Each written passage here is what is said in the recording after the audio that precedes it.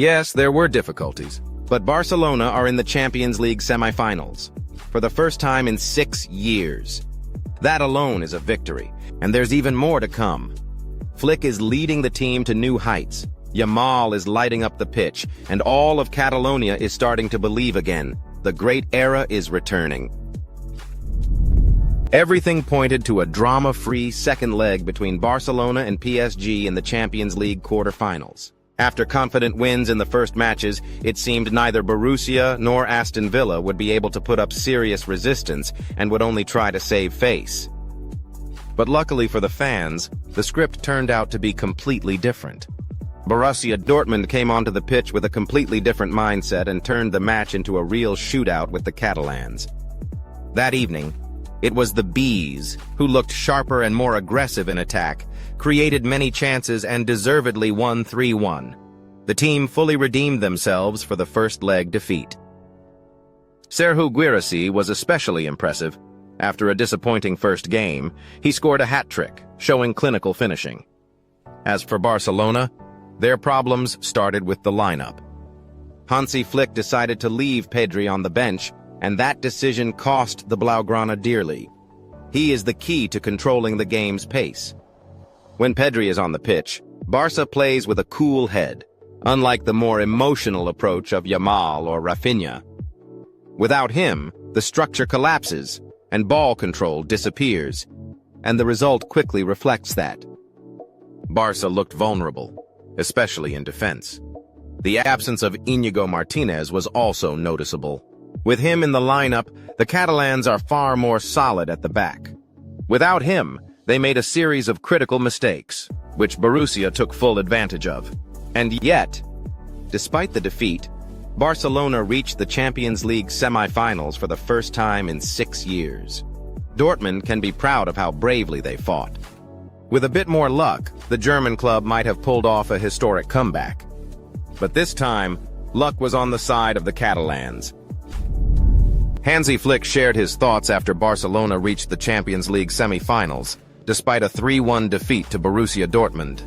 The head coach of the Catalan side didn't hide his disappointment with the team's performance, but emphasized that the most important thing is the result. We're in the semi-finals, and that's what matters most right now. Yes, we lost today, but the aggregate score over the 2 legs was in our favor. The 4-0 win in the first match gave us a comfortable advantage, and that's what allowed us to go through. Borussia were stronger today, especially in attack. Credit where it's due. They played a great game and deserve respect, Flick admitted. He noted that he won't focus on Barcelona's weaknesses in this match, although he acknowledged that the team didn't play at their usual level. Of course, I'm not satisfied with how we looked, but we'll go over everything, as we always do. Our schedule is intense, games every 3-4 days, and there's little time for recovery or analysis. But even under such conditions, the players keep giving their maximum. The Blaugrana coach also stressed that it's not just about this one match, but the entire journey. Since the international break, we've been playing at a crazy pace, and throughout this time, the team has remained focused. Yes, today wasn't our best night, but we've done a huge amount of work, and step by step, we're moving toward our goal. The key is to stay confident and remember how far we've already come. Flick tried to strike a balance between criticism and support, making it clear that the work continues. And despite today's struggles, Barcelona remains among the contenders for Europe's biggest trophy. Simply reaching the semi-finals is already a success, especially considering the club's limited resources and the pressure it has had to endure. Now, the most important thing is to make sure that high expectations, as was the case under Xavi, don't become a burden next season. Against the backdrop of Barcelona's qualification for the Champions League semi-finals and Hansi Flick's confidence in his team's potential, there's a lot going on behind the scenes. And it's not just about preparing for the remaining matches of the season. Sporting director Deco is actively working on renewing key contracts, laying the foundation for the club's future. And the next item on that list is the future of the main architect of the team's recent success, Hansi Flick. According to Spanish media, the Barca board is determined to keep Flick in charge for at least a few more seasons. Sources say Deco has already opened talks with the German coach's agent, Pini Zahavi.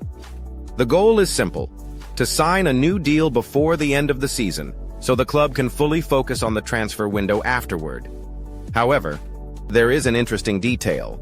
The expected contract extension won't be long-term, and that's not because the club fears potential compensation in case of early termination. On the contrary, it's Flick himself who insists on a short-term agreement. According to reports, Barcelona will be his final coaching project. After finishing his time in Catalonia, Flick plans to retire from football and devote himself to his family and a peaceful life away from the bench and spotlight. This decision is understandable. Flick's resume already includes everything a manager could dream of: a World Cup, a Champions League title, domestic trophies. Now, he has the chance to close that chapter on a high note by taking Barcelona to new heights. And even if this extension ends up being the last of his career, the bigger question is, what can this team achieve under Flick in the seasons ahead? Will they manage to maintain momentum, handle the pressure, and do what Xavi couldn't? Turn progress into lasting stability? We'll get the answers in the coming months. But one thing is already clear. If Barcelona truly want to return to the top of European football, Flick is one of the few who can take them there. FIFA has excluded Mexican club León from the list of participants in the upcoming Club World Cup, leaving a vacant spot in the tournament. While an official replacement hasn't been announced yet, one of the main candidates is Barcelona. According to Barça Universal, FIFA is actively discussing the idea of inviting the Catalan club, not based on sporting merit, but rather due to their global reputation, massive fan base, and commercial appeal. Such a move would undoubtedly bring FIFA considerable revenue and worldwide interest in the tournament, but it also raises concerns due to the lack of a transparent selection process. The organization's leadership fears that this decision could trigger a wave of criticism from other clubs and fans. Interestingly, Barcelona is maintaining a low profile in this situation.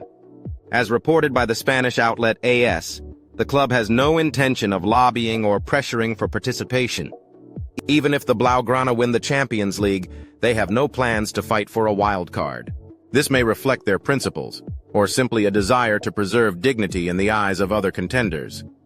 Still, participation in the tournament would bring not only prestige, but also significant financial support, something that would be very welcome in the club's current circumstances. However, it seems that President Joan Laporta prefers to follow a different path, not to ask, but to wait until the offer comes on its own. What's also intriguing is the relationship between Laporta and FIFA President Gianni Infantino. According to AS, despite FIFA's official stance against the Super League project, Infantino privately views the initiative by Florentino Perez and Laporta favorably. This position suggests that FIFA might eventually reconsider its attitude, especially if the rivalry with UEFA intensifies. Sources believe Infantino is skilled at shifting direction when needed and won't hesitate to seize the moment if it means weakening Alexander Cheferin's influence. Thus, this isn't just a story about a vacant tournament spot. It may be the next chapter in a growing power struggle between two of football's major governing bodies, FIFA and UEFA. And if Barcelona does receive an invitation, it will be more than a footballing gesture, it will be a political statement. A price tag of $400 million for a single player, even by the wild standards of today's transfer market, sounds almost unimaginable. Yet, according to sources, that's exactly what representatives from Saudi Arabia are willing to offer for Lamine Yamal. This isn't just an ambitious bid. It's an attempt to secure a one-of-a-kind player that every top club in the world dreams of having, from Manchester City to PSG and Real Madrid. And it must be said, Lamine is already seen not just as a promising talent, but as a future Ballon d'Or contender. He's only 16, and technically far from the award, but it's this kind of potential that makes him the top transfer target for clubs seeking not just footballing success, but global influence. Especially for Saudi clubs, who continue to build their footballing image ahead of the 2034 World Cup. Signing a player like Yamal wouldn't just be a major sporting achievement, it would be a political statement. We can do anything. Interestingly, just a year ago, Barcelona had already rejected a $250 million offer from PSG. And there's every reason to believe that even a mind-blowing $400 million won't change Joan Laporta's stance, at least at first glance. Right now, Yamal is a central figure in Barca's project, a symbol of the club's future, and perhaps its last hope for sporting and financial stability. Still, Barcelona's financial situation is far from ideal. It's not catastrophic, but it's too early to say the crisis is over. Turning down such a massive sum isn't just a statement. It's a high-stakes decision, and most importantly, Saudi clubs won't give up easily. Their goal is clear: lure Yamal at any cost. They will keep up the pressure on the club, the agent, and the player's inner circle. Because, as experience shows, when $400 million is constantly on the table, even the strongest convictions can start to shake. This Barcelona is different, young, bold, and already strong. The journey is just beginning, and today the world once again says, Barca is back, and we'll be watching, step by step, as they rise to the top of Europe. That's all for today. Don't forget to subscribe to the channel and like this video, and be sure to watch our previous video. It just appeared before your eyes right now. See you. Good luck to everyone. Goodbye.